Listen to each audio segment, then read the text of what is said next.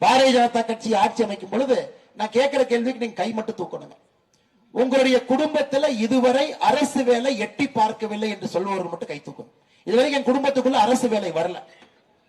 பாரதிய ஜனதா கட்சி உங்களுடைய அன்பையெல்லாம் பெற்று அரசு வேலைக்கு வரும் பொழுது எந்த குடும்பத்திலே இதுவரை அரசு வேலை எட்டி பார்க்கவில்லையோ அரசு வேலை முதல்ல அந்த குடும்பத்திற்கு எட்டி பார்க்கும். முதல் ரைட் உங்களுக்கு. அதுக்கு படிச்சிருக்கணும். உங்க குழந்தை ஒரு டிகிரி படிச்சிருக்கணும். எத்தனையோ குழந்தைகள் டிகிரி படிச்சிருக்கிறாங்க, அரசு வேலை இல்லை.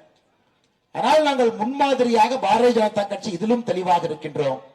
ஒரு சமுதாயத்தை உயர்த்த வேண்டும் என்றால் குரூப் 4, 3, 2, 1 டிஎன்பிஎஸ்சி இருக்கு.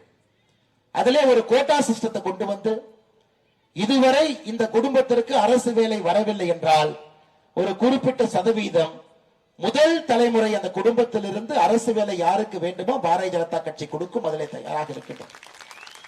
ஐயா, எனக்கு கல்வி, என்னை போன்ற மனிதர்கள் ஏதோ பெரிய ஒரு பாக்கியம் செய்திருக்க வேண்டும். ஒரு சாதாரண கிராமத்தில் பிறந்து நல்ல ஒரு தந்தை தாய் நல்ல கல்வி கொடுக்க வேண்டும் என்பதில் மிக குறிக்கோளோடு இருந்து நல்ல பள்ளிக்கூடங்களுக்கு அனுப்ப வேண்டும். அதன் மூலமாக அவர்களையும் வருத்தி கொண்டு எனக்கு கொடுக்க வேண்டிய கல்வியை எந்த விதத்திலும் கூட குறையில்லாமல் கொடுத்தார்.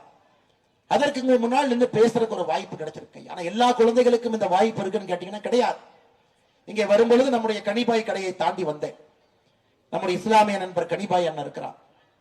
நான் பல இடத்துல பலமுறை ஐயாட்ட சொல்லுவேன், கனிபாய்கிட்ட சொல்லுவேன், அண்ணே நான் ஒரு ஐபிஎஸ் அதிகாரியா இருக்கிறேன்னா 40% பங்கு உங்களுக்கு கொடுத்துறாங்க அப்படின்னு. ஒரு முறை கனிபாய் கேட்டார், நம்ம போலீஸ் ஸ்டேஷன் பக்கத்துல ஒரு கடை இருக்கு, ஏங்கன்னு கேட்டார். அப்ப கனிபாய்கிட்ட சொன்ன, இல்லண்ணே நான் சின்ன பையனா இருக்கும் போது எனக்கு ஒரு இந்து பேப்பர் இங்கிலீஷ் பேப்பர் தேவைப்படும். திருச்சியிலிருந்து அந்த பேப்பரை பிரிண்ட் பண்ணி கரூருக்கு வரும். அதை கரெக்டா கனிபாய் கரூர்ல போன் பண்ணி ஒரு பஸ்ல போட சொல்லுவார். அந்த பஸ் கரெக்டா இந்த பக்கம் எல்லமேட்ல வரும். சின்ன தரகத்துக்கு வந்ததுக்கு அப்புறம் அந்த கனிபாய் அந்த பேப்பர் எடுத்து அதை இங்கிருந்து எங்க ஊருக்கு வர்ற ஒரு சின்ன மினி பஸ்ல போட்டு விட்டுருவார். ஒருவேளை அன்னைக்கு பேப்பர் தவறி போனா யாராச்சும் வந்து வாங்கிட்டு வருவாங்க. ஒரு பேப்பர் படிப்பதற்கு நான் எவ்வளவு இந்த ஊர்ல கஷ்டப்பட்டிருக்கேன் எனக்கு தெரியுங்க ஐயா. திருச்சியிலிருந்து வரக்கூடிய பேப்பர் 3 பஸ் மாறி வரும். எங்க இருக்கக்கூடிய கனிபாய் ஒரு நாளும் கூட அந்த பேப்பர் மிஸ் ஆகாம போடுவாருங்க ஐயா. என் தந்தையும் கனிபாயும் ஒரு காரணம். ஒரு நாளும் ஒரு பட்டிக்காட்டில் இருக்கக்கூடிய பையனுக்கு ஒரு நியூஸ் பேப்பர் வருவது எவ்வளவு கஷ்டம் எனக்கு தெரியுங்க ஐயா. ஒரு நாள் தவறில்லாம வந்து சேரும், என்ன பிரச்சனையாக இருந்தா.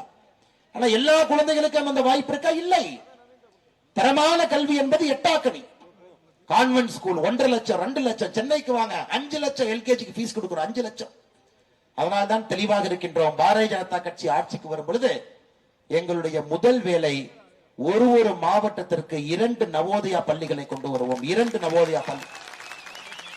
நவோதயா பள்ளிகளுக்கும் தமிழகத்தில் அதை காமராஜர் பள்ளி என்கின்ற பெயரை வைப்போம். காமராஜர் பள்ளி, அந்த 2 பள்ளி எப்படி ஒரு பட்டிக்காட்டில் இருக்கக்கூடிய குழந்தைக்கும் நகரத்தில் இருக்கக்கூடிய குழந்தைக்கும் சமமான கல்வி கிடைக்க வேண்டும் என்பதற்காக பாரதிய ஜனதா கட்சி உழைப்போம். தெரியலீங்க, பட்டிக்காட்டுக்கு அது வர்றதில்லை.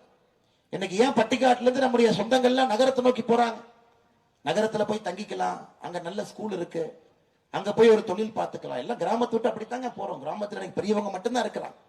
2 ஆடு மாடு 2 மாடு, பெரியவங்க 2 பேர் தான் உள்ளூருக்குள்ள இருக்கிறாங்க. அதை எல்லாம் உடைப்பதற்கான முயற்சி பாரதிய ஜனதா கட்சி எடுக்கும். அதுல எந்த மாற்று கருத்தும் இல்லை.